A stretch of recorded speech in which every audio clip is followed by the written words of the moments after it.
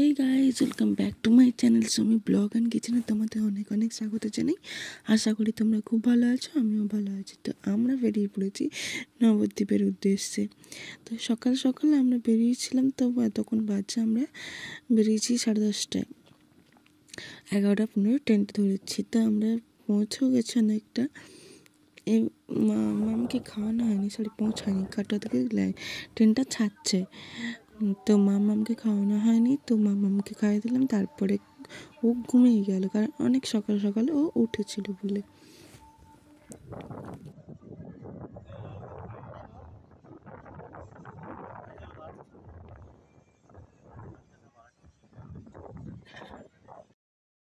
তোমরা বলো আমাকে তিলকপুরে কেমন লাগছিল। তারপর পৌঁছে গেলাম নবদ্বীপে।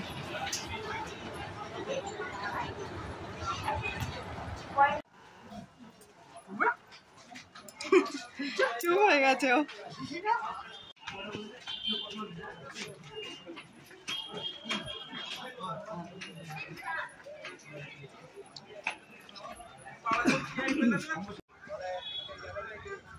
রিক্সা যাও না,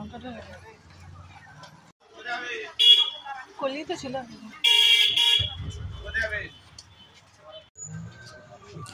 তো নবদ্বীপ স্টেশন থেকে নেমে এবার ধরলাম টোটো করে যাব ঘাট থেকে লঞ্চে মায়াপুর। উদ্দেশ্য ছিল মায়াপুর যাওয়ার। তো দেখতে থাকো।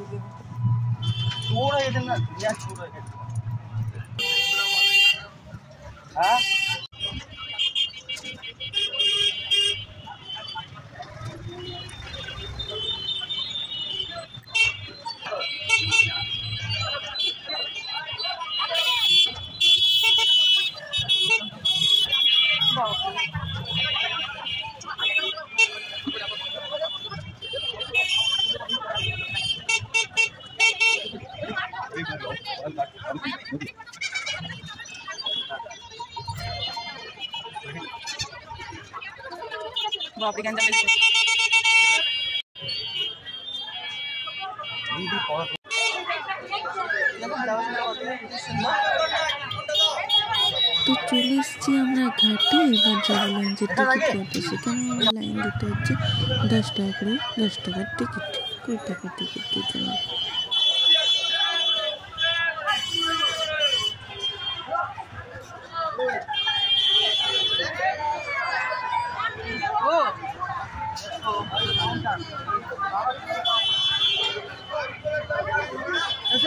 চলো আমি হাঁটছি, চলো।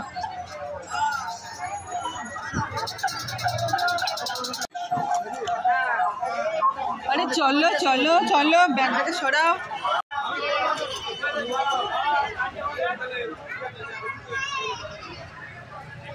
তো আমার প্রথম যেতে ইচ্ছে করছিল না, কারণ আমি ওই লঞ্চ নয় স্টিমারের সময় যেতে খুব ভয় পাই। তো আমার নদী পাড়াতে আমার খুব ভয় লাগে, দুজন এই দোকান খুব ভয় লাগে, তো সেই জন্য খুব ভয় লাগে। কিন্তু এবারে ঠাকুর টানিয়েছে, তো এবারে সত্যি কথা বলতে একটা খুব ভয় লাগে না। আমার বসার জায়গা ছিল, আমি না বসে দাঁড়িয়ে দাঁড়িয়ে গেছি শুধু দেখবো বলে। তো আমি অন্য সময় ভয় করতে যখন ঝড়ে ফেলে যেতাম, একবারই গেছি স্টিমার সিদ্ধান্তটি কন্ট্রোল সেগুলোতে চেপে। তো তারপর আর দ্বিতীয়বার কোনো দিন যায়নি, আমি নদী পার হবে না বলে যায়নি। তো চলে এসেছি।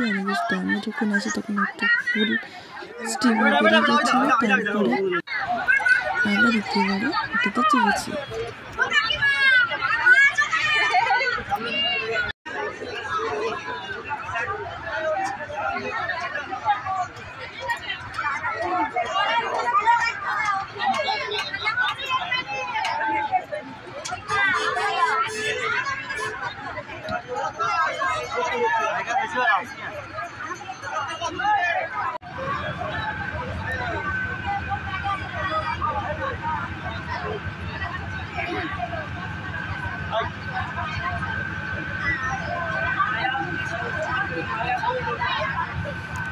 দেখো আমরা যেমন ছেড়ে দিয়েছি ওরা ওদিকে দেখাই যাচ্ছে মন্দিরটা।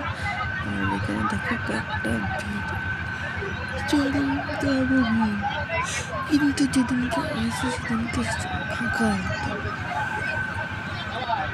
তো আমার ব্যাগপত্র নিয়েছিল, এটা মনে করে মামাকে নিয়েছিল।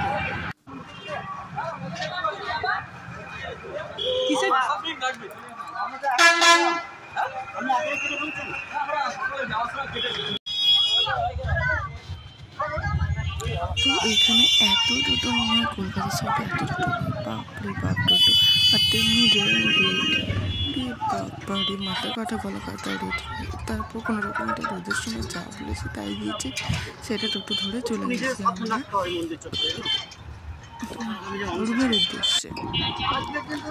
তো কোনো রকম একটা রুম পেয়েছিল, আমরা গেছি পরিক্রমার সময়। তো সব বুকিং হয়ে গেছিলো, আগে থেকে বুক করে রাখতে হয় মন্দিরের ভেতরে রুমগুলোকে। তো আমরা একটা হোটেলে ছিলাম, কাছাকাছি হোটেলে ছিলাম, সেখানে সামনে গৌরাঙ্গ মন্দির। তো কোনো অসুবিধা হয়নি, সেখানে অনেকটা হাঁটতে হয়, আসল মন্দির যেতে অনেকটা হাঁটতে হয়, এই যা নাহলে রুম টুম ভালো পাওয়া হয়েছিল। তো ভেতরে রুম নিতে গেলে 1 মাস আগে থেকে বুক করতে হয়। সিজনে আসতে গেলে তো রুম পাওয়াই যায় না, আর অফ সিজনে আসলে রুম পাওয়া যায়।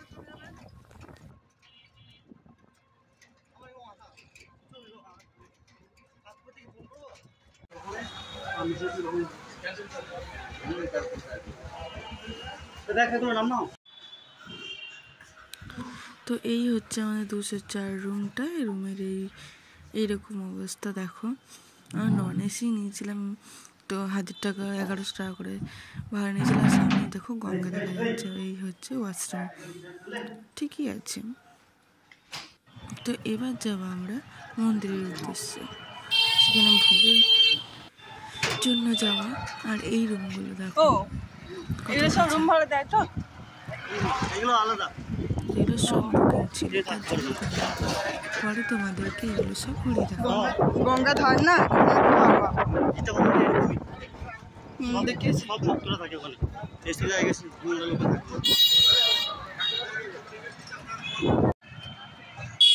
ওগুলো শোনা যাবে তো নাই? হ্যাঁ ওগুলো শোনা ওইগুলো হ্যাঁ হ্যাঁ। আর তোমাকে বলছিলাম না, তুমি চক্র করে সব শোনা, চক্রটা শোনা ওই উপরে চক্রটা তোমাকে বলছিলাম না, বিশ্বাস করোনি।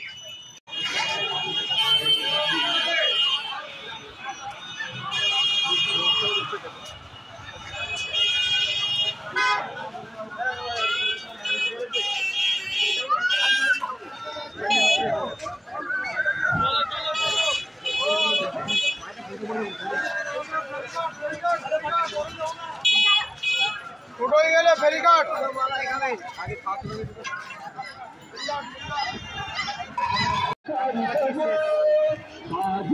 তো এই দেখো, এই যে এত রোদ, তার মধ্যে হচ্ছে বিশাল বড় টিকিটের লাইন দিয়ে আমি লাইনে দাঁড়াচ্ছি। সবাইকে ভিডিও করতে দেবে, বললাম তুমি লাইন দিয়ে সরে যাও, আমি লাইনে দাঁড়াচ্ছি। তো লাইনে দাঁড়ানো কিছুক্ষণ পর এগিয়ে যাওয়ার পর দেখছি দুজনে এসে বললো আমরা অনেকগুলো টিকিট কেটে ফেলেছি, এতগুলো টিকিট লাগবে না, তো আপনারা কি নেবেন? তখন ওটাকে তো দাদা ভাই নিয়ে নিল, আর আমি এখান থেকে রোড থেকে বেরিয়ে যেতে পারলাম।